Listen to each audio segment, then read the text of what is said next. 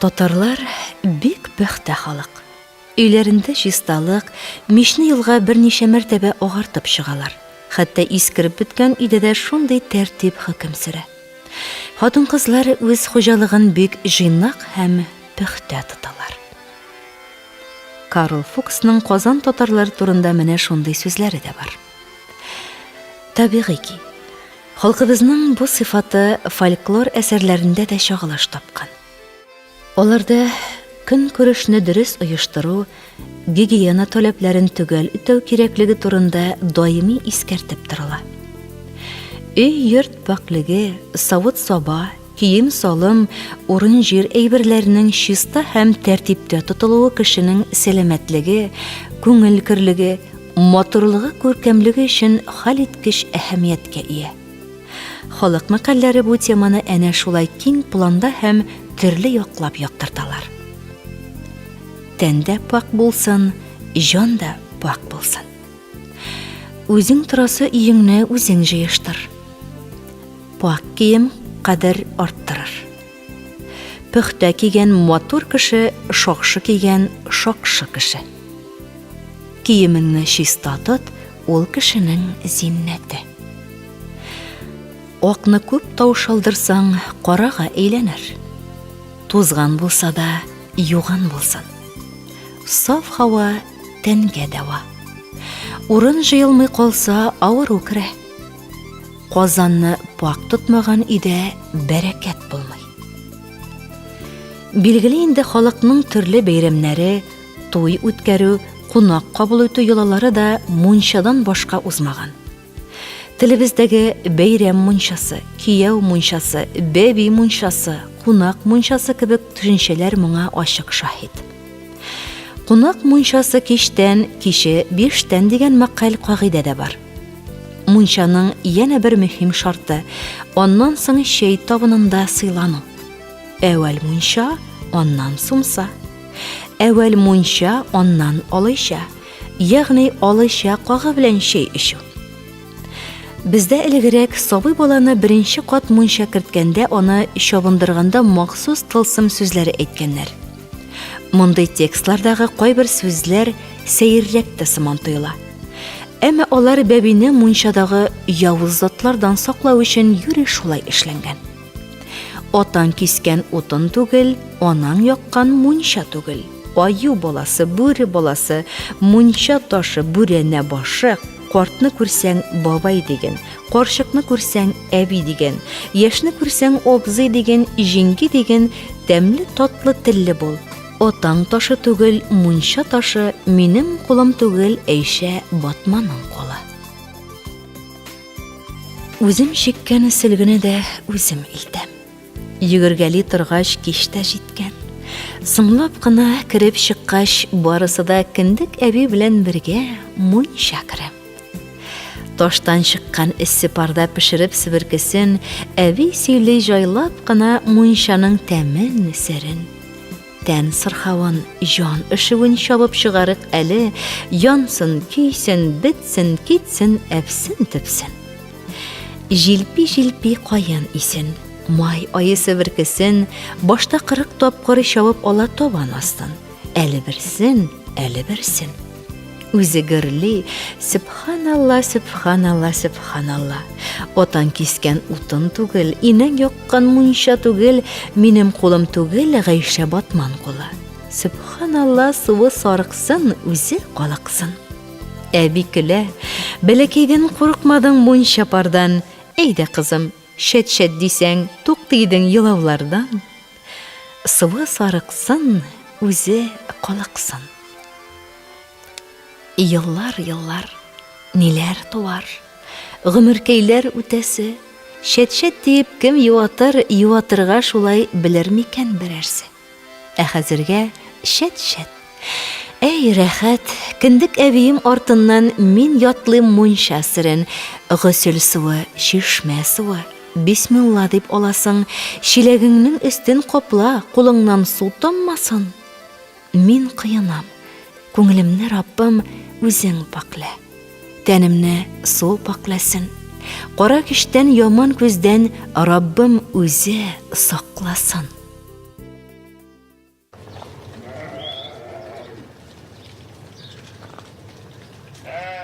Abdülfet! Әйдә мунчаға! Шампуньны да калдырма!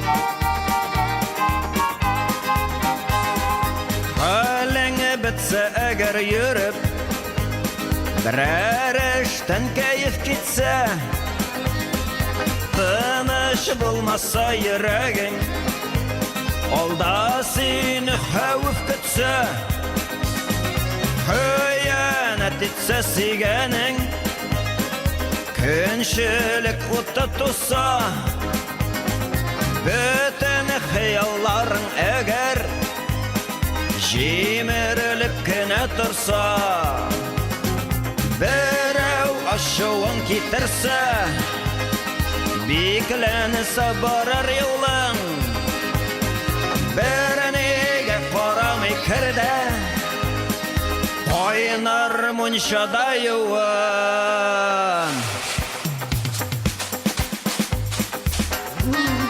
Munshala, munsha sening bar qo'yingni men utta yuvib ola, munshadan so'ng ko'ngillaring gul yetirinib qola, munsha soban munshala.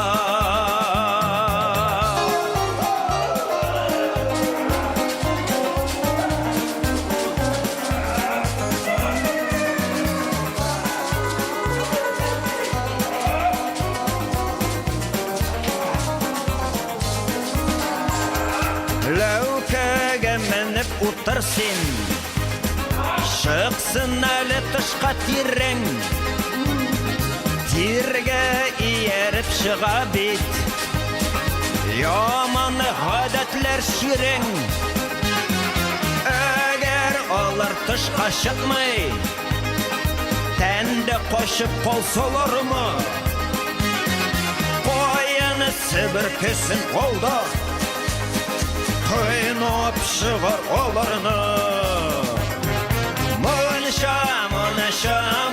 munshala, munsha senin bar qo'yig'ingni men utta yuvib ola, munshadan so'ng ko'ngillaring gulga tirinib qola, munsha sobin munshala. Tir bilan chiqqan shirlaring Tenge yopışıp kalsa, tenengene yu ışkı, tut kulga sabını munshala, tağını kalsalar ellegi, sen su bilen yuvup düşür, tendegi bütün şirlerini, ıssız su bilen pişir.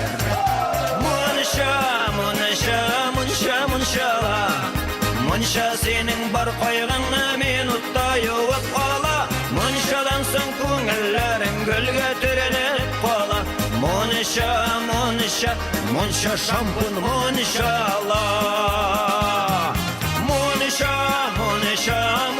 munshala, munsha sening bar qo'yig'ingni men utta yuvib ola, munshadan so'ng ko'ngillaring gulga tirinib qola, munsha shampun munshala.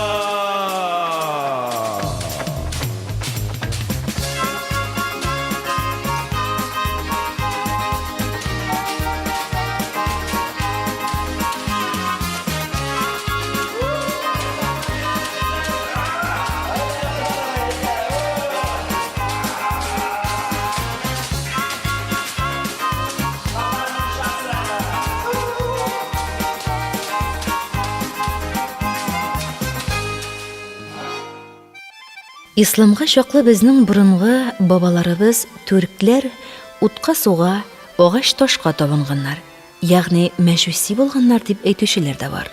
Ләкин миңа калса, борынгы түркләр асылда мәҗүси булмаган. Алар тәңречеләр булганнар. Бер тәңрене табигатьнең хуҗасы дип уйлаганнар. Ләкин тәңредән тыш һәр нәрсәнең үз иясе бар дип инанганнар. Су иясе, урман иясе, абзар иясе, йорт иясе, мунча иясе. Шуңа күрә ияләргә хөрмәт бик олы булган. Сулыкларга, шишмәләргә хәер ташлау, акча, җиләк куеп китү. Олары да булмаса, киемеңнән бер җип булса да алып шишмәгә салырга кирәк булган. Һәм бу йоланың шаткысы әле безгә дә килеп җиткән. Урманга барганда ятып су эчкәннән соң, шишмә иясенә без берәр нәмә ташлый идек. Урманнан кайтканда шикләвек яки җиләк калдыра идек. Дөнья буйлап фонтаннарга, сулыкларга тәңкә ташлау әнә шуннан калган гадәт. Шуңа күрә абзарга, мунчага, йортка кергәндә, хәтта болындагы пешән кибәненә, ашлык искертләренә якынайганда да кеше тамак кырып, тавыш бирергә тиеш. Ерактан бер тапкыр тамак кырырга, ара якынайгач, икенче тапкыр кахымларга. Якын ук килгәч, абзар ишеге, мунча ишеге ачар алдыннан соңгы тапкыр тамак кырырга, ютәлләгән кебек итәргә кирәк. Бу әдәп, бу кагыйдә, бу йола гадәт иде. Безне ата-баба шулай өйрәтте. Ни өчен алай итәләр дигәнгә җавап. Әгәр дә син тамак кырмыйча гына кинәт мунча ишеген ачып җибәрсәң, мунча иясе качып өлгерә алмый да син аны күрәсең. Ул сине күрә һәм сиңа аның зәхмәте кагыла. Бу тылсым аша аңлату. Аның астында бик зур тәрбия, культура ята. Әгәр дә хатын-кыз ялгызы яки ир белән хатын мунчада булса, син аларны кисәтмичә генә ишек ачып кирсәң, ике якка да ни кадәр уңайсыз булыр иде. Аларда кыенсыныр, син дә оятка калыр идең. Кыхымлап өйгә керү, ул кеше килә. Җайсыз вакытыгыз булса, хәзерләнеп өлгерегез, оятка кала күрмәгез. Сискәнеп, тотлыга торган булып кала күрмәгез дип кисәтү. Бу халык тәрбиясе, педагогикасы. Бу итагать, этикет. Кара мунча хәзер татарларда юк дип әйтергә мөмкин. Галимнәрнең язуына караганда, кара мунчалар 19 гасырда татарлар арасында сирәк күренә. Без үскәндә, сугыш вакытында, сугыштан соңгы елларда кара мунча бар иде әле. Ләкин кара мунча фәкыйррәк кешедә була торган иде. Агач бура эчендә мич өстендәге тимер томырларга шойыр таш өелгән. Ул шүмәлә кебек. Мисыр пирамидалары сыман була иде. Токтадан эшләгән ләүкә лавка булып рус теленә кергән. Агач утыргычлар, түндәләр, агач ләгәннәр, агач саплы уҗау, шүмеш. Тимердән эшләсәң пешерә. Имәннән яки рәңгедән ясалган агач тараклар. Салкын су ләгәннәре, мурт сөяннән ясалган кисмәкләр. Төнлек, ягъни төннек. Мунчаның бер диварындагы кеше йодрыгы сыярлык тишек.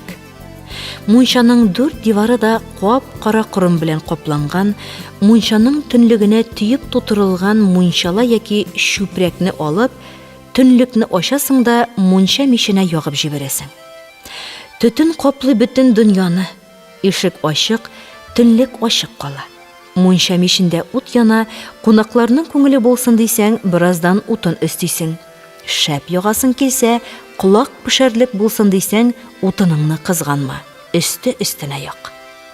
Утын янып, кисүләре тәмам беткәч, шаулап торган күмерләрне тимер кисәү агачы белән болгатып җибәрәсең дә, иң башта төнлекне каплыйсың.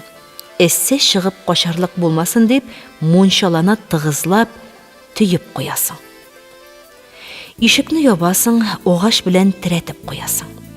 Мунча кыза башлый. Кара мунчаның эче тулы төтен, сөрем, агулы ис.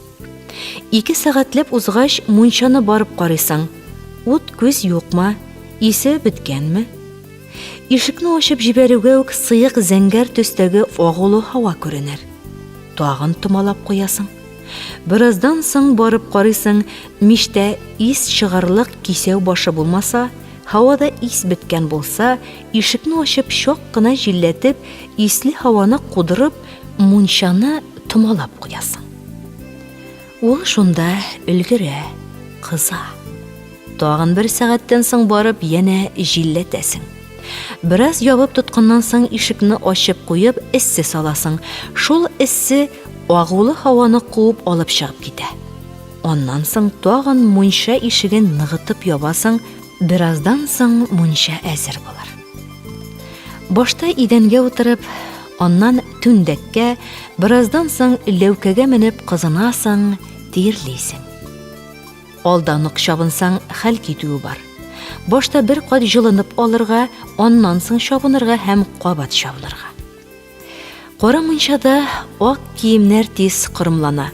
Юынып куенганнан соң диварга таянырга ярамый, кырым гына.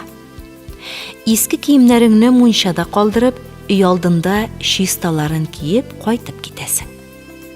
Татар керәшен авылларында гел кара мунча була торган иде һәм гаҗәбе шулдыр ки, татар керәшен мунчалары каралты курадан еракка, су буена яки бакча уртасына куелган була. Янгын чыга калса, йорт-җир исән кала. Татар мөселманнарының мунчасы каралты курага терәп салынган була. Янгын чыкса, мөселманнарның йортлары урама белән яна торган иде. Гадәттә янгын мунчадан чыга.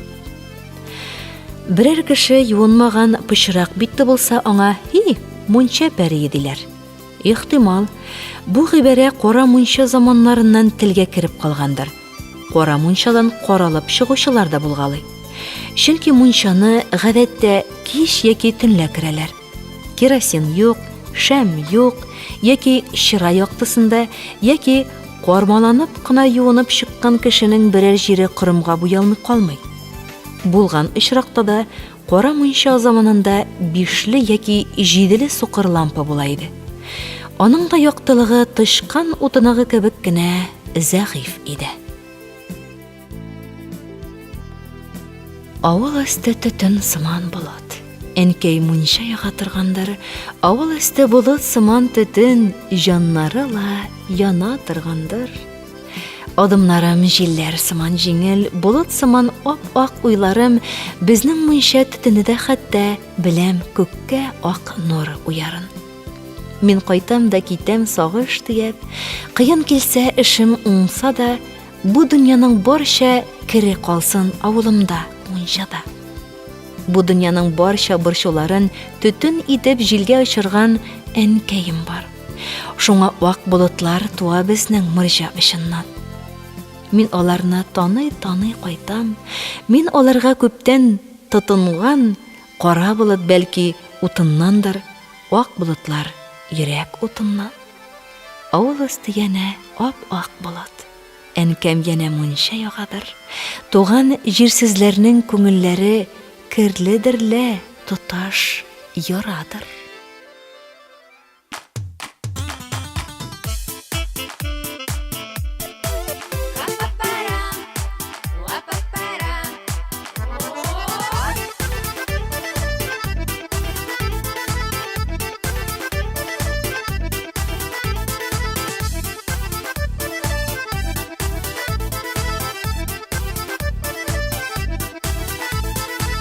Дәреме төшеп куя тигәлегенә кебек, юыныплар үстиклә без кара мунчага кереп. Кара мунча, әй андагы кызылык, шулай үскән малайлар без шул мунчада юынып. Кара мунча, әй андагы кызылык, шулай үскән малайлар без шул мунчада юынып.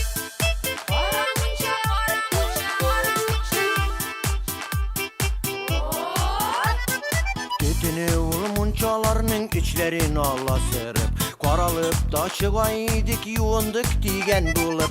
Кара мунча, әй андагы кызылык, шулай үскән малайлар без шул мунчада юынып. Кара мунча, әй андагы кызылык, шулай үскән малайлар без шул мунчада юынып.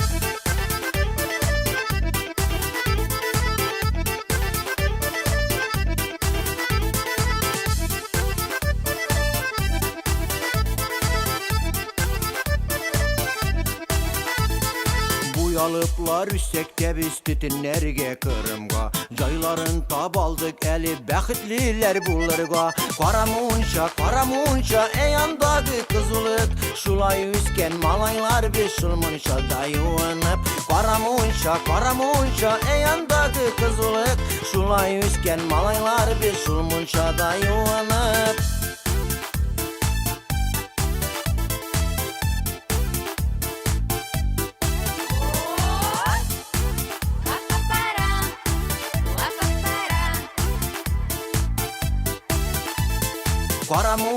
Karamunça eyandagı kızılık Şulay üsken malaylar bir şulmunşada yuvanıp Karamunça eyandagı kızılık Şulay üsken malaylar bir şulmunşada yuvanıp Şulay üsken malaylar bir şulmunşada yuvanıp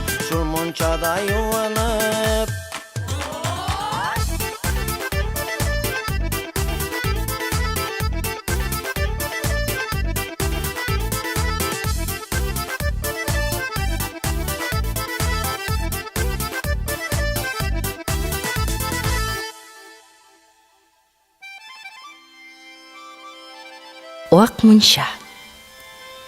Qora munchani oak muncha qısırıqlab шығарып bitirdi. Oak munchaning səkiləri, levkələri şista, divarları sop-sarı bürünələr. Qırım, sürüm kübük нәрсенің zotu da yo'q oak munchada.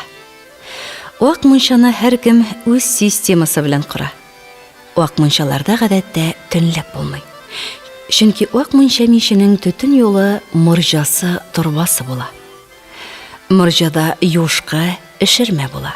Muncha yog'ar oldindan shul yo'shqini tortib, tütün yo'lini osharga kerak. Bek tau, shali, boltash yoqlarındagı oq munchalarning pokligin, shistaligin ko'rsang esing ketar. Оның havası sof bo'la. Muncha qo'noq siylauning bir yilasi. Qo'noqqa chaqirib da muncha yoqmasalar xo'ja boyning poti bir tiyin. Munchasız qo'noq ul yortilashqina siylanu. Berimlerde her Qur'anның munchasi yoğılgan, ülgürgen bolar. Kelgen qo'noqni oşatmıyша yol şeyigine işirtip munchaga olib ketuvi eng ulu hürmet. Maqalda shul turida sili, evvel muncha, ondan so'ngsa. O'tday qizu ish ustida muncha yog'arga vaqt bo'lmay. Ish ustida yomg'ir yog'ib, uraq ururliq bo'lmasa, pişen şobırlık bulmasa gına bütün xalq muncha yağa mish oshlari pishira, demlab şeyişe. Bu turda toqmaqta saqlanib qalgan. Яу яңгыр байның йөрәген яндыр, яңгыр яуса кайтырбыз, muncha кирип ятарбыз. Авыр эштән алҗыганнарга яңгыр muncha бәйрәм алып килгән. Muncha кирип кайчан рәхәтрәк була. Кышкы зәмһәрир салкындамы, әллә җәйге шилләдәме? Салкыннан эссе munchaga кирип ятуның ни кадәр ләззәт икәнен сөйләп торырга да кирәк түгелдер. Әмма җәйнең иң эссе вакытында шаулап торган munchaga кирип, кат-кат чабынып урамга чыксаң, көн эсселеген син сизмәячәксең дә. Беренчедән, синең тәнеңдә тир калмаган. Син тирләмәячәксең. Икенчедән, көнне кадәр эссе булса, muncha эссесеннән күпкә кайтыш һәм син үзеңне салкынчага чыккан кебек рәхәт хис итәчәксең. Эссе көнне эссе munchaga баргыз. Ак munchaның ак төтене әнә бакча эсләтеп шәлдәй иленгән. Миштә кайын утын, тәмле төтен, muncha куәте шушы тәм белән. Билен буган кайын себеркесе мәтрүшкәләр кушып тәмләтелгән, кыендырыр өчен чиста тәнне көтеп тора кымган белән ләгән. Ак munchaның идән сайгаклары гәрәбәдәй сары юылган да, алгы якның сәкесенә әнә суккан палас җәеп куелганда. Muncha булган инде, кызыл килгән, кирә башлысыдыр тәвәккәлләп, җиңел аяк белән muncha килеп, күрше әби барсын иң әвәлләп. Якты күздә кирип калсыннар шул, muncha кирә әнә бала чага, ырмын җайлап, әбиләре пинник барлап, ипләп кенә чаба. Атан кискән утын түгелде юл, Онан китергән суда түгел бу, сине юган минем кулым түгел, Гайша Фатиманың кулы ди бу. Кемгә эссе тансык, кемгә талган, жан ярсуын баса кайсы чабып, кайсы изри шунда ләүкәсендә җылы дымнан тәнгә шифа табып. Һәр кунагын тәрбияли мунча, тәнгә сихәт биреп һәм җиңеллек, иртәгәсен бал кыртлары кебек йөгере атлый эшләп йөрерлек.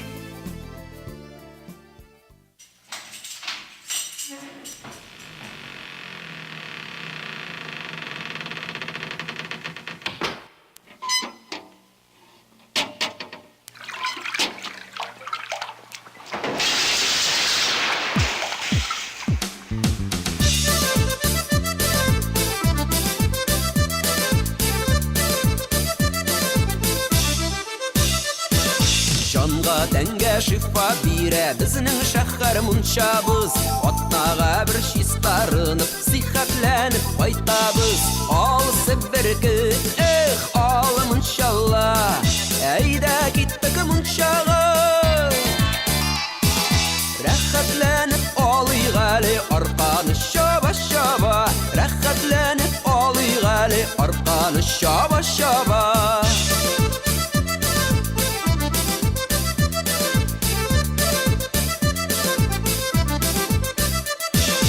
Себеркеп аркада бирәсең кирәкне, чыгып чабарга омтылып типтертә бит йөрәкне. Алсы берге, ал мунчалла, әйдә киттек мунчага. Рәхәтләнеп алыйк әле арканы чаба-чаба. Рәхәтләнеп алыйк әле арканы чаба-чаба.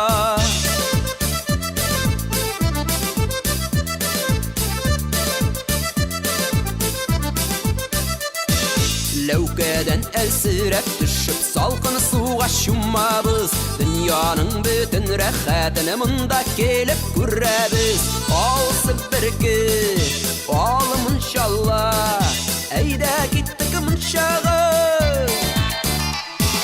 Рәхәтләнеп алыйк әле арканы чаба-чаба. Рәхәтләнеп алыйк әле арканы чаба-чаба.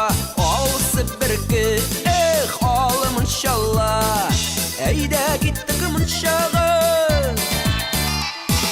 Рәхәтләнеп алыйк әле арканы чаба-чаба. Рәхәтләнеп салыйк әле арканы чаба-чаба. Шап! Әйдә тагын дип бер.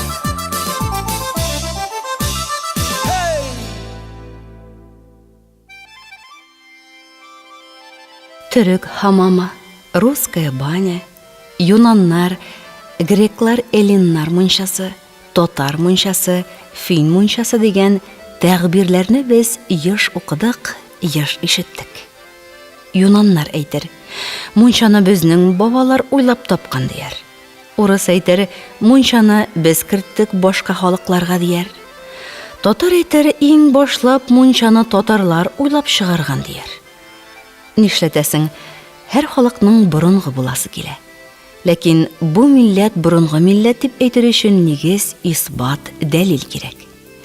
Кайчакларда исбаты булмаган кайбер халыкларның галимнәре үз тарихын борынгы якка озайту максатыннан башка халыкларны түбәнәйтер өчен тарихта булган вакыйгаларны бозып күрсәтергә, булмаганнарын уйлап чыгарырга, ачыктан-ачык ялган язарга да кыенсынмый. Мунча мәсьәләсендә дә шуңа охшаш әкмәтләр игел булгалап тора. Зур совет энциклопедиясын ачып баксаң, анда акка кара белән язылган. Русларда мунча Печора монахларына 11-нче гасырда ук билгеле булган икән. Сәяхәтче Алиари исә 17-нче йөздә русларда мунча булганлыгына ишара ясаган ди. Татарларда Идел буе төркләрендә мунча турындагы язма мәгълүмат Печора монахларыныкына караганда 200, Алиари язганга караганда 800 ел алдан күренә. Шәһәр Болгар хәрабәләреннән калган бер корылма хәзер Кызыл Полат дип йөртелә. Моннан 6-7 гасырлар элек бу урында таштан һәм кирпечтән салынган, эчке стеналары кызылга буялган зур мәхәббәт мунча торган. Археологлары ачыклаганча, Кызыл Пулатның 4 почмакка урнаштырылган 4-4 метр зурлыктагы 4 бүлмәсе һәм 14-16 метр зурлыктагы үзәк залы, юыну бүлмәсе булган. Соңгысына 2 шишенү бүлмәсе, салкын су өчен таштан ясалган чаны, кайнар су өчен бакыр казаны, су һәм бүлмәләрне җылыту өчен миче булган. Озынча эш бүлмәсе килеп тоташкан. Идәнгә таш плитәләр җәелгән, суны канализация торбаларына агызу өчен улаклар уелган. Плитәләр астында җылыту системасы каналлары урнашкан. Юыну бүлмәсендәге таш чаннарга кайнар һәм салкын су стена эчендә калдырылган шүлмәк торбалардан килгән. Шәһәрнең Кызыл Пулат урнашкан мәйданы яхшылап таш белән түшәлгән булган. Мәйдан уртасында фонтанлы бассейн торган. Болгар башкаласында Кызыл Пулаттан тыш тагын 4 мунчаның калдыклары ачылды. Аларның җимерекләре арасында шашка, шахмат фигуралары, каса, ваза, чәйнек һәм башка савыт-саба ватыклары табылу, болгар бабаларыбызга мунчаларның чисталык, сәламәтлек өчен генә түгел, бәлки үзара очрашу, ял итү, күңел ачу урыны булып да хезмәт иткәнлеге хакында сөйли. Борынгы шәһәр мунчалары белән эш әнә шулай тора. Инде элекке татар авылларын тасвирлаган этнографик чыганакларга мөрәҗәгать итсәк, алар буенча да мунчаның халкыбыз көн күрешендә әвәлдән үк гаять әһәмиятле урын тотканлыгын күрәбез. Мунчасыз хуҗалык авыл өчен шактый сирәк күренеш саналган. Монда әлбәттә мәсьәлә матди якка да бәйле. Бер тиен акча белән мунча салып булмый дигән мәкаль тиктән генә чыкмагандыр. Алай да ярлырак гаиләләр һич югы берничә өйгә бер мунча булдыру чарасын күргәннәр. Чыксам бакчам, яксам мунчам дигәндәй, авыл мунчалары гадәттә бакча башына, су буена якынрак төшкә салынган. Халыкта шундый бер легенда сөйләнеп йөри. Имештер, Болгар падишаһы Айдарханның кызы Туйбикә 7 ел фалич, паралич белән авырган. Аңа бер нинди дару да файда бирмәгән. Шунда ханга кызны мунчада кайын себеркесе белән чабындырырга киңәш иткәннәр. Кәнизәкләре Туйбикәне җәймә белән күтәреп мунчага алып кергәннәр дә яхшылап юындырганнар, чабындырганнар. Кыз шуннан сихәт табып мунчадан үзе киенеп, үз аякларында кайтып киткән. Бу легендага бәйләнештә телебездә кайын себеркесе хан кызын терелткән дигән мәкаль туган. Яки менә шуңа якын икенче бер гыйбарә. Кайын агачы бар җирдә авыру бар микән дип тә әйтәләр, кайын агачы юк җирләрдә. Әйе, халык медицинасын мунчадан башка күз алдына китерү мөмкин түгел. Ул бигрәк тә салкын тую авыруларына каршы иң кулай дәва түрі булып хезмәт иткән. Мунча керү, себерке белән чабыну, кайнар компресслар кую, шифалы үлән яфрак парларын иснәү кебек процедураларны иченә алган. Бу хакта да мәкаль әйтемнәр, ярау ышанулар байтак. Мунчада себерке хуҗа. Мунча кергән тирләми чыкмас. Мунча чабынганда иң элек аяк табанын чабалар. Дошман сүзе аста калсын янәсе. Мунча иркен, эссе, бар шәп. Жәлләмичә якканнар. Бер кырыйда сөялеп тора яңа нарат такталар. Тиз арада кипсеннәр дип әти керткән аларны ясамакчы икән язга умарта оялары. Үз җаена кибәр иде дип әйтеп кара, ни файда? Кабергә куяр ташын да ясатып куйды алдан. Кайчан вакыты җитәрен белә бары бер Алла. Шамнам шашып, бурында себерке, нарат исе, такталарга карыйм, парда күренә күк карт күше. Мунча шәп, Рәхмәт әтигә бик вакытлы якканга нитра атылып чыгып аунавы бер ак карда.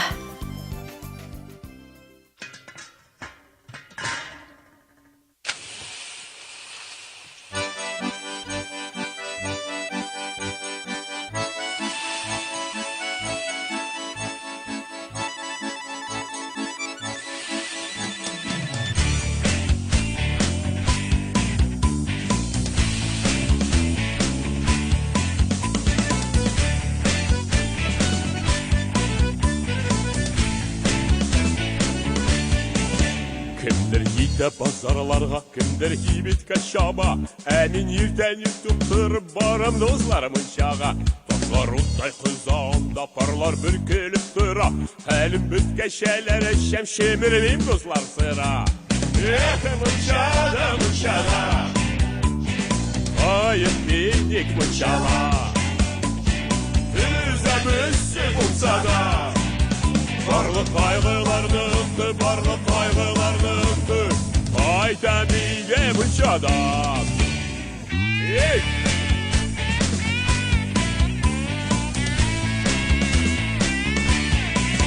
Кімдір кетті базарларға, кімдір кибетке шаба, әнен ертән тұқтырып барым дозлар мұншаға. Мұншакөрім бәйлем миңа, мұншакөрім зұр шатлық, бұл таптар мұншалары көлі кетәдім саплық. Мұншада, мұншада, бейнет бейнек мұншала, өзімізі болса да, яңа туған бала көбік, яңа туған бала көбік, бақ айтам мен мұншада. Мұнша yollarını da kızlar, binalarına gözü salaymayın şok. Dirilip yok barışıqlığa, мұнша təmin yoğaltmayın, yoğaltmayın, yoğaltmayın.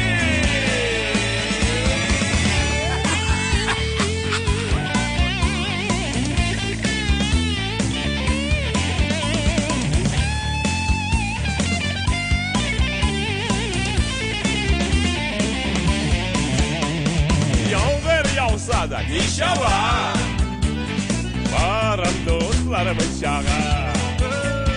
Ural çıksa da nişava, şabam dostlarım çağa.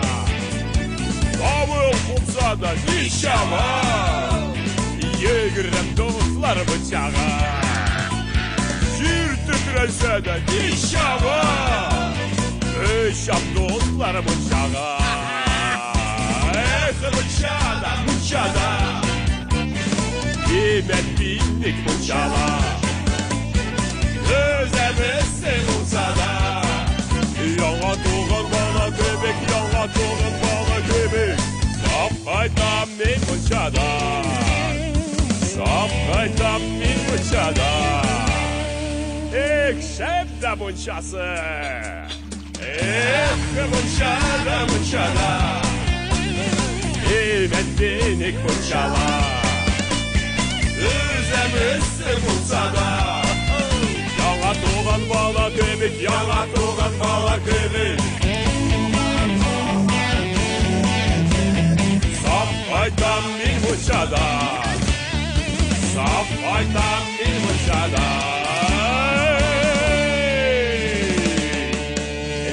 Мұнша. Истирахат. Сәйхәттән кайткач Сөембикәнең ахирәтләре белән мунча керүе. Сөембикә кыйссасыннан әсек. Сөембикә белән Татлыбек, Сауфия, Нәргәтай беренче булып шишенделәр. Юл киемнәре берәм-берәм мунча алдына иелә барды. Шишенеп беткәннәр эссе мунчага узатырды. Мунча шаулап кызган иде. Ахирәтләр ләүкәгә тезелешеп утырды. Ләүкә такталары аларны көтеп кызган. Ох, әлләллә, мәлләллә, анакайларымла, газиземне пешердем дип шаяра көлә торгач, бераздан тынып калдылар. Хәтәр якканнар мунчаны. Димәк, атамның миңа үпкәсе юк дип уйлады Сөембикә. Үпкәсе булса да, яучылар хөрмәтенә шулай кыйланалар. Күкрәгеннән табанына хәтле тире оляпкыш бәйләгән хамамчы хатыннар кереп, шаулап торган ташка бер уҗау су сипкәч, Сөембикә пошаман уйларын онытты. Бу ни хикмәт икән мунча дигәнең, эссегә чыдап булмый, кайбер кызлар түзә алмыйча чыгып йөгерде. Суак суламасаң, үпкән күйеп чыгар валлаһи. Кызлар акрын гына тирли башлады. Маңгай пешә, кулак пешә, кул күтәрсәң тырнаклар пешә. Әмма әрнүләр белән бер рәттән рәхәтлек кичерәсең. Бушанудан соң тир ага. Тузанлы чәч астыннан агып, кайнар тир маңгайны җебетеп, кирне ияртеп алып китә. Ойлар буе билне булып йөргән кайыш бау эзләре кайнар һава бәрелүгә әрни дә, рәхәтлек биреп узып та китә. Күпме гомер үтеп, нинди маҗараларга очрап, максатка ирешеп, күп кайгы вә югалтулар аша ата йортына кайтып, кайнар ләүкәгә ягылган Сөембикәгә бу мәл Ирембахтан да, багый вафадагы истирахат кылыштан да ләззәтлерәк иде. Ахирәтләре дә бәхетле кебек. Карлыгачлар да ләүкәгә тезелгән ахирәтләре тир бөртекләренең күкрәкләре буйлап агып, киндеккә кереп, киндек чокыры тулгач агым булып газизләренә юл алганын гамсез генә карап утыралар. Кайсылары күм-күк булып төзелгән кылыч җәрәхәте җиләрен сак кына сыпыра. Сөем тутай ахирәтләренә карап елмайды. Илгерделәр, тулыштылар. Иң шандыр, иң сабый София да яшь бикәш булырга әзер. Ни өчен елмайдыңсың, Сөембикә? Алар өчен сөенеп елмайды ул. Сөембикә ахирәтләренең антын инкар итәчәк. Кызлар әлегә бу турыда белми. Ул аларның күбесенә ирек бирәчәк. Телиләр икән, каласылары килгәннәр аның ахирәте булып калсын, һәрбер кыз өстеннән ант алыначак. Калганы аларның үз эше. Тагын эссе дулкыны китереп бәрде. Кызларның тыгыз тулы тәне изри, йомышара, кызара төште. Иреннәре җим көтеп торган кош балаларының тымшыгы кебек очлаеп сузылган. Шул теләкле иреннәргә карап Сөембикә үз алдына уйлап куйды. Җим көтми ул иреннәр, эсседән дә бүлтәймәгән. Ул иреннәр җегет иреннәрен көтә. Сөембикә ике ушы белән ләгәннән талык су алып, татлы бикнең ачык авызына сипте. Ул айнып өлгергәнче Сөембикә уҗау белән су чумырып, авызларын ябарга өлгермәгәннәргә дә өлеш чыгарды. Сөембикә хамамчы хатыннар кулындагы яңа пешкән себеркәчләрне алып, кемнең кай җиренә эләгә, кемнең кай җире кычыта, аллап, артлап чаба кыйный башлады. Мәгез, алыгыз, җегет кирәкме сезгә, ир кирәкме сезгә? Мә, алыгыз, мә дип, үзендә кызларны да хәлдән тойганчы чапты. Чыр, шу, көлеш мунчаны яра язды. Кызык та, рәхәт тә булды. Бу уен Тутай бәгыймнең кызларга кол итеп түгел, үз итеп, тиң итеп карау билгесе иде. Алар әлсерәп, ара-тирә һаман көлешә-көлешә янә ләүкәгә сузылдылар. Бераз тирләгәч, талык су белән кыенгач, хамамчы хатыннар эшкә тотынды. Алмаш-тилмәш әйләндерә икешәр себеркәч белән кызларны чапканнан соң, Себердән Казаннан килгән юкә мунчаласы белән күбек кабартып юындыра башладылар. Оннан янә чаптылар. Татлыбик, китер әле себеркесеңне, үзем чабам дип, хамамчы хатынга эндәште. Хатын ишетмәдеме, аңламадымы, сорады. Нә дидең, Тутай? Диде. Себеркесеңне бир әле дим. Нема соң ул себергес? Нишләп себергес булсын ул? Себергес дип күчә себеркесенә генә әйтәләр кына, диде хамамчы хатын. Хамамдагы чабынгычка себеркәш диләр. Китер алайса себеркәшеңне үзем чабам, диде Татлыбик. Безнең Туратау ягында, диде башкорт ыруы кызы Бәрия. Безнең Туратауда минлек диләр себеркәшкә. Безнең иртештә муены авырткан кешегә кайын яфрагыннан муенлык пешереп ябалар. Шул себеркәшне бездә муенлык диләр. Безнең Болгар ягында биле имгәнгән кешенең авырткан җиренә яфраклардан биллек ясап, мунчада пешереп биленә ябалар. Себеркәшне бездә биллек диләр, диде Айтулар тугай. Ху, диде Сөембикә. Бер себеркәшкә ничә атау? Себеркәс, себеркәш, минлек, муенлык, биллек, чабынгыч. Ә сезнең якта ни диләр? Бу сорау Софияга төбәлгән иде. Бездә, диде ул, бездә мунча юк. Хамам юк бездә. Мунча юк, диделәр бер авыздан. Ничек юк? Юк, диде София җылымсырап. Урыс шәһәрләрендә мунча булмаганга әйтерсең ул гаепле. Бу мөгъҗизалы яңалык иде. Ашык сөйләле, диде Сөембикә. Кайда юыналар соң урыслар? София Пасха бәйрәме алдыннан кешеләрнең елга бер мәртәбә эссе пишкә кереп тирләгәннән соң ләгәндә юынганлыкларын, җәй көннәрендә буада су куенганнарын сөйләде. Ахирәтләр аптыраган иде. Ничек инде мунчасыз, юынмыйча яшәргә мөмкин? Елга бер түгел, атнага бер чавынмасаң да шир басала баса. Ә менә бу яфраклы нәмәне нәчүк әйтәләр соң урыслар, диде хамамчы хатын. Бездә ишек алды себерәләр аның белән, диде София. Веник әйтәләр. Ха, дип кычкырды Бәрия. Гел безнең төсле әйтәләр икән, веникни дә минлекни.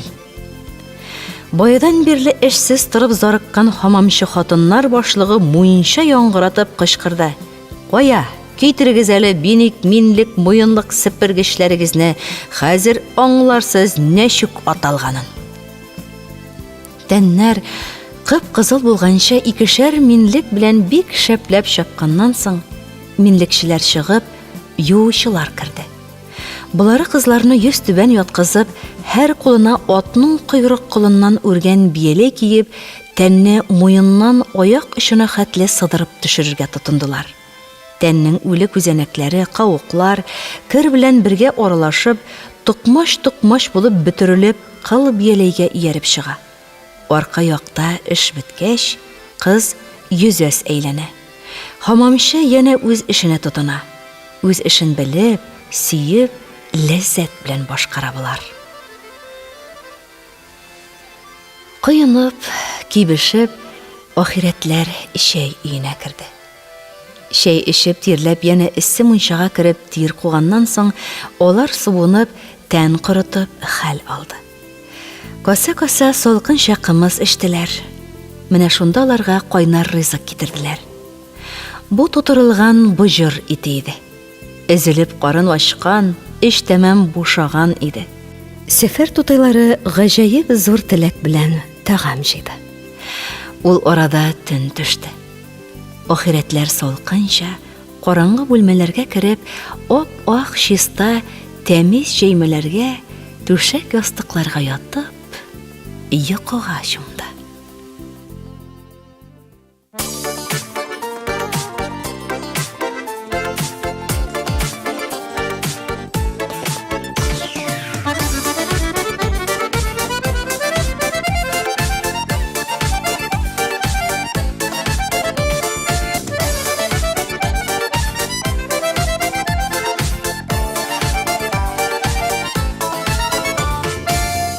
Кайнар суы, кайнар шыжлап тора ташлары. Кайын себеркесе исе әйләндерә башларыны. Тәнгә ләззәт, жанга рәхәт, күңелгә ял булсашы. Җиргә яңадан тудырайык шулар мунчасы. Тәнгә ләззәт, жанга рәхәт, күңелгә ял булсашы. Җиргә яңадан тудырайык шулар мунчасы. Ләүкәсендә тәннең түгел, жанның эреп китәрлек. Мунча бит ту сихәт бирә бар гомергә җитәрлек. Тәнге ләззәт жанға рәхәт, күңелгә ял булсашы, җиргә яңадан тудырайык шул авыл мунчасы. Тәнге ләззәт жанға рәхәт, күңелгә ял булсашы, җиргә яңадан тудырайык шул авыл мунчасы.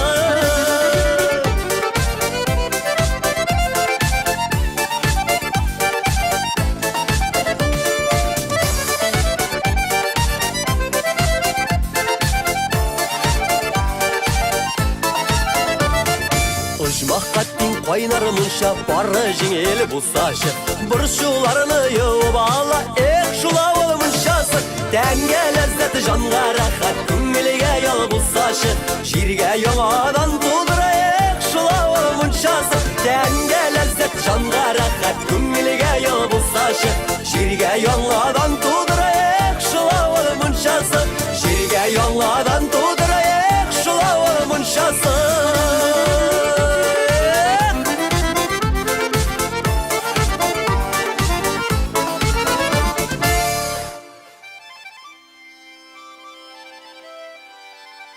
Кияу мунчасы. Мең еллыклардан исән калган йола. Хатыннарга сезнең өчен иген басуыдыр. Басуыгызга алдан ук хәзерлек күреп, теләгәнегез урыннан, теләгәнегез шәкелдә барыгыз. Коръән Бакара сүрәсе 223 аят. Иген басуында ир кеше нишли? Басуны пөхтә итеп, яратып, сөеп кенә сөреп чыга. Оннан соң кыш буе күз карасы кебек саклаган орлыкларын сөргән басуга чәчә. Һәм уңыш өлгергәнен сарыгып көтә. Бу гамәлләрне ул үзенең киләчәген алдан кайгыртып башкара. Коръән ир белән хатынның назик мөнәсәбәтен ничек матур итеп, иген басу белән чагыштырып бирә. Ир кеше иген басуын хөрмәтләгән кебек хатынын хөрмәтләргә, тәрбия кылырга һәм мирасчылар варисларын көтәргә тиеш икән. Никах укылганнан соң кияү белән кәләш шәп ягылган мунчага китә. Өйдәгеләр бала-чага бу эшкә игътибар итмиде. Бу эш шулай кабул ителгән, шулай булырга тиеш. Кияү белән кәләш икесе генә мунчада чишенергә, юынырга, бер-берсен юындырырга тиеш. Бу гадәт бүген дә 99% татар гаиләсендә шулай дәвам итә. Әгәр дә кәләш кияү белән мунчага барырга риза булмаса, гауга чыгарга мөмкин. Кияү ягы кодаларга: "Сезнең кызыгыз тәрбиясез, безнең улыбызны яратмый икән, аның белән мунчага барырга теләми, кызыгыз йолаларыбызны танымый", инкар итә дип ризасызлык белдерүен көттә тор. Кияү кеше шәһәрнеке булып, янәсе авылныкылардан культурныйрак булып кыланып, кәләше белән мунчага барудан баш тартса, йолаларда тәрбия алган кыз ягы кияү ягындагы кодаларга шелтә белдерер. Чөнки бу милләтебезнең гасырлар буена килгән гадәтен, йоласын белмәү, аңа хөрмәтсез карау булыр иде. Ир баланың хатын кызга игътибары, сабый кызның ирләргә булган диккате арта башлар алдыннан, ир бала атасы белән, кыз бала анасы белән мунчага йөри башлый. Ир бала угылларын, ана кеше кызларын юындырып, киендереп чыгарып җибәрә дә, ир белән хатын мунчада үзләре генә иркенләп калалар. Ир бала белән ата кеше икәүдән икәү калгач та гәүрәтләрен капларга тиеш булган. Ике күзедә тома соқыр Кәлимулла бабам сугыш елларында миңа 4-5 яшь чакта мунчага мине алып бара иде. Чишенеп ташлагач, бабам башта миңа аркасы белән борылып, биленә каплавыч бәйли. Аннан соң чидән алып миңа да каплавыч бирә. "Улым, шәҗәрәңне капла", диде. Мин аптыр идем. Үзе берни дә күрми, үзе капларга куша. "Шулай кирәк", ди бабам. "Гәүрәтне башка кеше күрергә тиеш түгел". Кызганыч, бу йола тәмаммасы белән онытылган. Төркиядә шушы борынгы йола сакланып калган, анда бөтен ирләр дә билдән аскы өлешен махсус каплавыч белән каплап мунча керә. Культура. Хатын белән мунчага йөрү әхлаксызлыкмы соң, әллә кыргый халыкның кыргый гадәтеме? Халык тулысы белән шулай кыла икән, димәк, бу әхлаксызлык түгел. Бу йоланы белмәгәннәр генә моны әхлаксызлык, кыргыйлар гадәте дияр. Болгарларның культурасы, татар халкының культурасы башка халыкларныкыннан бер дә ким булмаган. Кай заманнарда хәтта башка халыкларга культура өләшкән халык татарлар.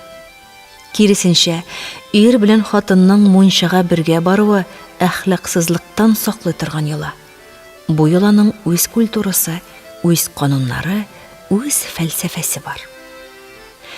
Бәдәненә гайрәт тулган ир кеше, өйләнгән кеше ул вакытта акча түләп, төнге клубларга стриптиз карарга, тәтәйләр янына йөри алмаган, чөнки анда йортлар булмаган.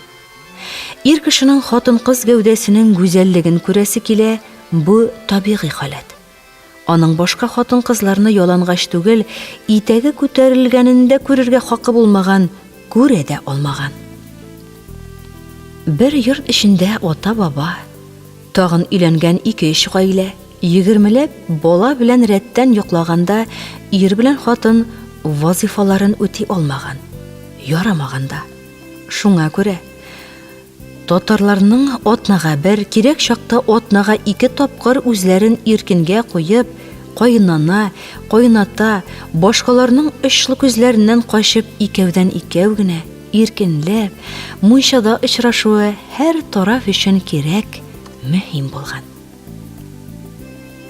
Бу тарихи шартлар, милли шартлар аркасында барлыкка килгән культура. Тән культурасы, саф әхлак культурасы, ләззәт культурасы.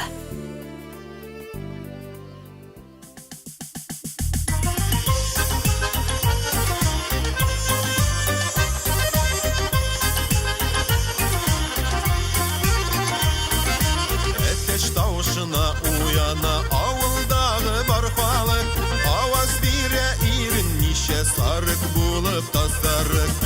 Эттү киткәч эшкә чаба, эштән бит булмый калып, шүлнәк кенә балык тота, утыра бармак салып.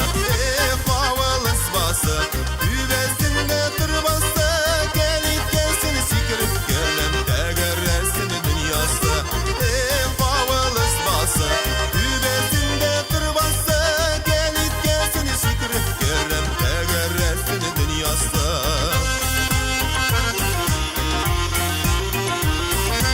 Эштән кайтсам хатын көтә, пәрәмәчләр пешереп, шәкердәшеп чәй эчәбез, дөнья хәлен сөйләшеп. Мунчасы да әзер булган, рәхәт кайнар бар, чабынабыз хатын белән, тәнгә сыйфатлары бар.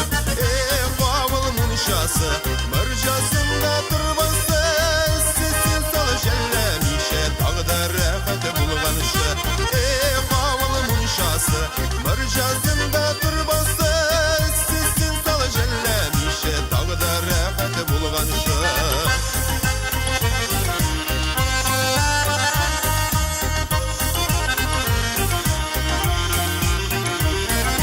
Ярлар сидик, камыт кидик, начар юлга кермәдек, мохтаҗларга ярдәм иттек, этердереп йөрмәдек.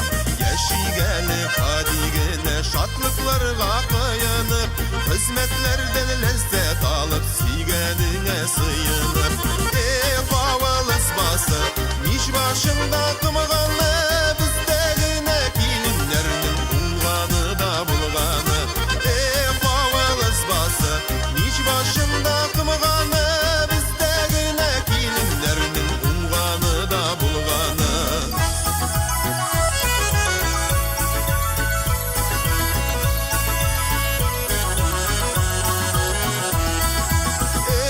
Авыл ысбасы, үбәсендә тырбасы.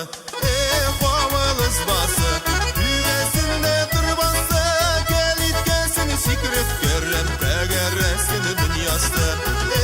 Авыл мунчасы, мөрҗасында тырбасы, сесен сал жәлләмичә, тагда рәхәт булганчы.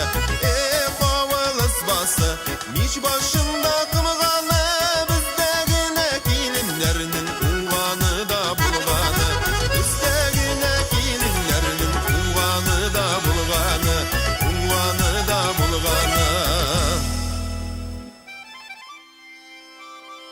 Юха жылан. Риваят. Бұрын заманнарда, мұннан 2000 еллар шамасы элек, бәлки 4000 еллар әвәл татарларның бұрынғы бабаларында түркләрдә мунча булмаган. Кешеләр бер ыру булып яшәгән. Бабалары, әбиләре, аталары, аналары, киленнәре, угыллары, уланнары бөтенесе дә бергә булганнар.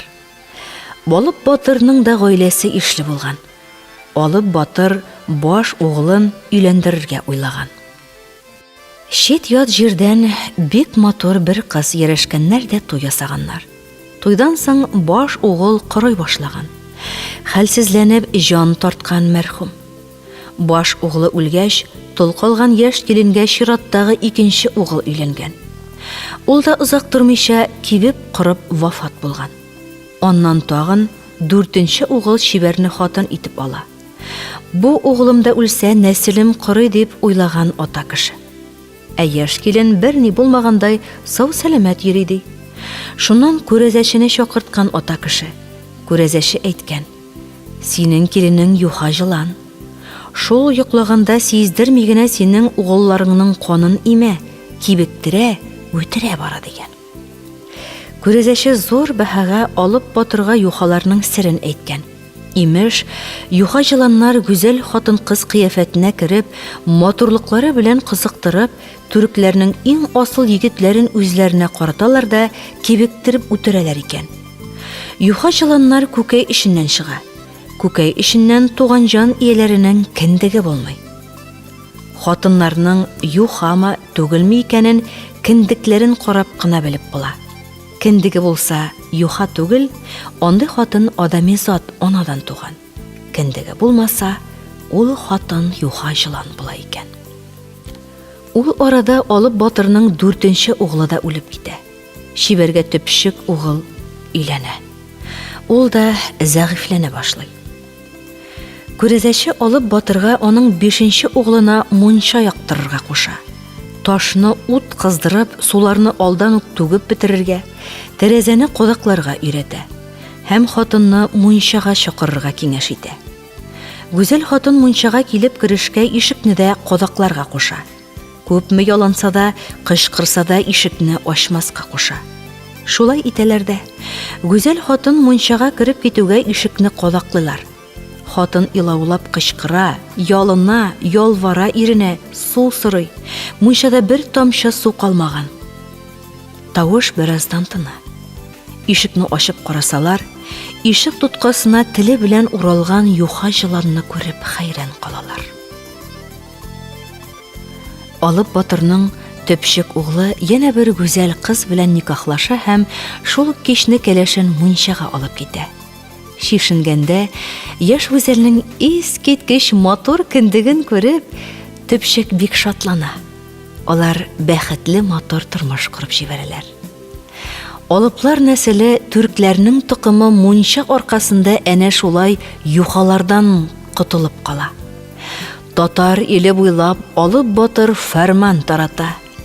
Никахлашканнан соң һәр ир үз кәләше белән беренче эссегә мунчага барырга тиеш. Хатын белән мунча керү әнә шуннан калган дип сөйлиләр. Хатын белән бергә мунчага йөрү ул яратышу галәмәте. Яратмаган кешенең ялангач тәнен түгел, толыпка төрөнгәнен дә күрәсең килмәс.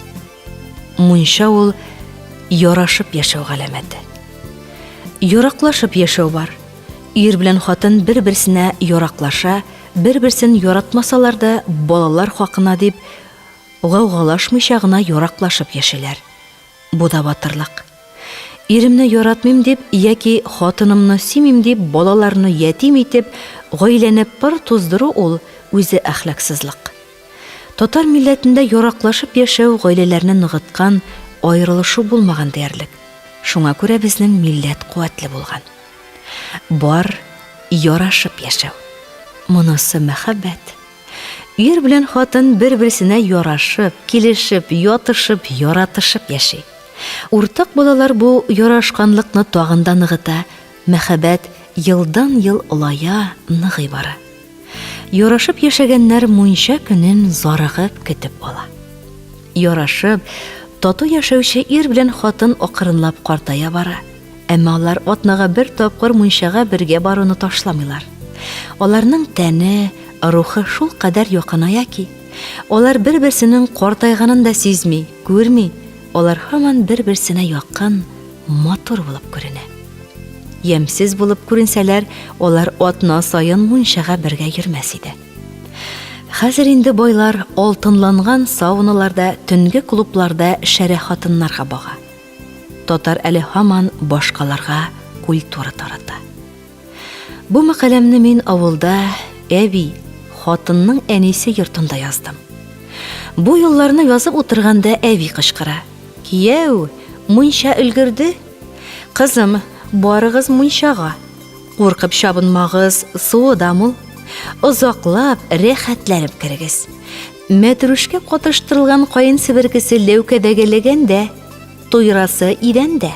Кызым, каралы, кияү аякларын кайнар суда пешекләгән кычыткан суына тыгып утырсын. Уйганнан файдасы бик күп аның ди.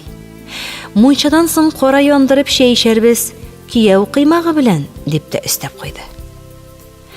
Әлбәттә, әби кияү кыймагы дип шаяртып әйтте. Миңа 66 тулды, шөкер. Яшь кияү кыймагы никахлашып, кәләш белән мунча кереп кайткач кына була ул. Аш бүлмәсе ягыннан: "Кызым, туастымаллар кылгада, сөлгеләр чидә" дигән тавыш ишетелде. Кызы буларның барысында белә. Ана кеше бит нишләтәсең, кияүе өчен бетерелә. Мин 66 яшьлек кияү кеше карчыгым белән мунчага киттек. 18 ел никахта торганыбызда без чама белән 800-нче тапкыр мунчага бергә баруыбыз. Тагын шул кадәр бергә мунчага йөрергә язсын иде. Амин. Изге ялалар дәвам итә. Аллага шөкер.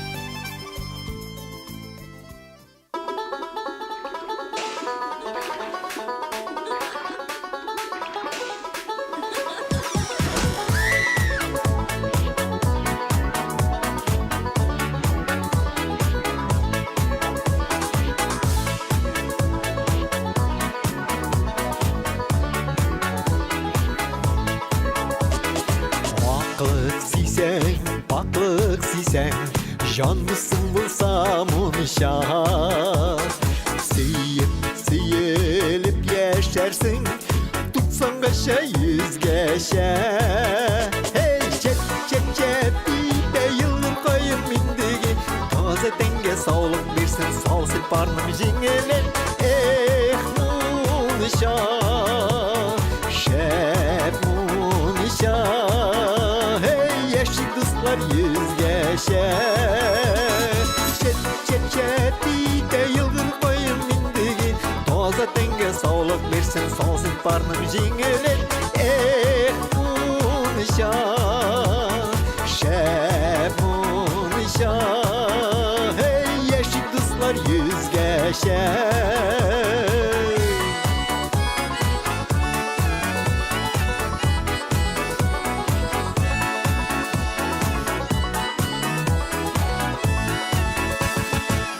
Ayın mindigine singen Jilekli jeyler ise Şın iratlar kızı parnın Munça kaderin belsin Hey çet bite yıldır koyun mindigi Taza tenge sağlık versin salsın parnım jingelen Eh munişa Şep munişa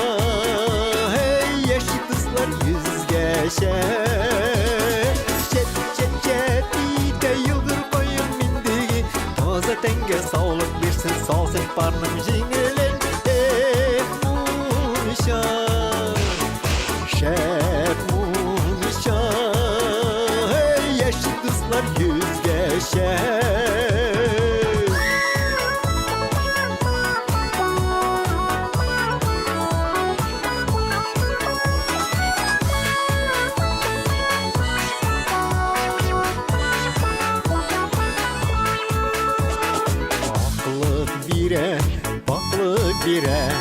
Барланып мунча кірсәң Тәнге сихәт, жанға рәхәт Мунча қадірін білсәң Чәт бейте йылғыр қойын миндегі Таза тәнге саулық берсін салсын парның жеңілін Эх, мунча Шәп мунча Яшик дуслар yüzге шәк Чәт бейте йылғыр қойын миндегі Таза тәнге саулық берсін салсын парның жеңілін Эх, мунча Шәп мунча Яшик дуслар yüzге şək Яшик дуслар yüzге şək Яшик дуслар yüzге şək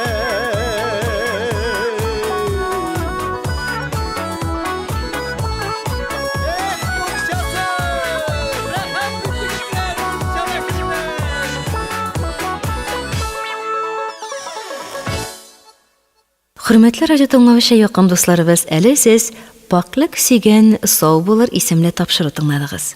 Materiallar Hoji Mahmudov'ның yazılmağın kanunlar kitabından Süyünbike jurnallarından alındı. Hem Zemfir Mullagaliyeva, Firuze Jamalettinova, Raul Fayzullin şiirleri kullanıldı. Endi muzikal yaqtan Gabdelfetsafin başkaruvindağı Muncha isimli jir, Niyaz Zalalov başkaruvindağı Qora Muncha, Raul Galiyev başkaruvindağı Muncha, Rinat İbrahimov başkaruvindağı Tatar Munchası, Rifat Zaripov başkaruvindağı Muncha, İlsaf başkaruvindağı İh Avulum Munchası, Yaskar Gabdinov başkaruvindağı Muncha isimli jirlar bizedi.